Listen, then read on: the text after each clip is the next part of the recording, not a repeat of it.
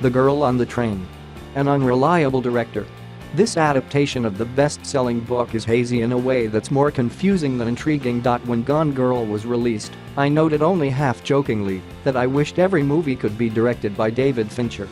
The Girl on the Train, the seeming successor to Gone Girl, is a reflection of the sad reality in which he cannot.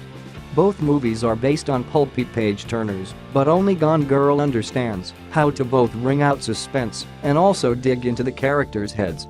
I have not read Paula Hawkins' book, but I understand that it is well regarded, particularly for its skill in playing around with an unreliable narrator. But an unreliable narrator on film is a shakier game, one that requires a steady hand, and director Tate Taylor, who helmed 2011's The Help, is not up to the task. Rachel, Emily Blunt, is a woman whose husband Tom, Justin Theroux, has left her for a placid, icy girlfriend, Rebecca Ferguson. Rachel has a catastrophic drinking problem, one that was much discussed about when the book came out, that the movie doesn't take quite as seriously here. She drinks vodka out of a water bottle all day and rides the Metro North train to New York City and back, past her old house, when spots Megan, the woman who lives next door, Haley Bennett, and becomes obsessed with her supposedly perfect life. One night, Rachel drunkenly stumbles off the train and blacks out. When she wakes up, she's covered in blood, has no idea what happened, and she finds out Megan has disappeared. The rest of the movie is a piecing together of what happened that night. A pretty good example of the problem with The Girl on the Train is in how that particular night unfolds. Rachel exits the train and heads toward the house, and then, what? This should be the dramatic centerpiece of the film, the pivot point in which the whole narrative shifts and focuses. But Taylor, in what will become a recurring issue with the film, can't quite nail the sequence. It's hazy in a way that's more confusing than intriguing, and Taylor lacks the mastery of tone and form that Fincher has to pack the frame with little details that we can keep harking back to as the narrative progresses.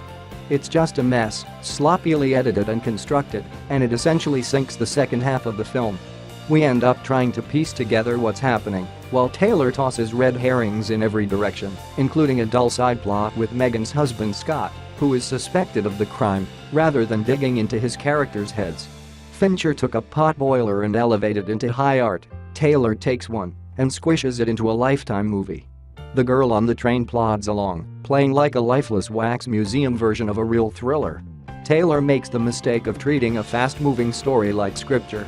Here we have another book adaptation that is more concerned with the audience for the book than the audience for the movie. The book is told in the first person by each of the three women, but for that to work on film, you need to know these women, even when you know they're wrong or confused. But Taylor emphasizes the story's twists and turns instead, which ends up just making the film feel manipulative. These women never quite come to life as characters. Taylor is too busy awkwardly lumbering from plot point to give them much time to breathe. The result is the worst of both worlds. Characters kept at a distance, hurtled around a story we don't buy. It's a shame, because Emily Blunt came here to play. Her portrayal of the drunken, lost Rachel is haunting, disturbing, and probably a little bit too much for a thriller this slight to handle. Rachel is unstable and dangerous, she needs help, immediately, and Blunt gives her a pathetic recklessness that's daring and committed. But the movie keeps jostling her to and fro around a plot it doesn't have a firm grasp of.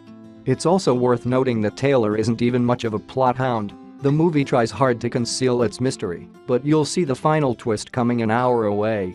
The success of Gone Girl, both on the page and on film, may have provided the illusion that transforming a bestseller into a fantastic movie is a simpler process than it is.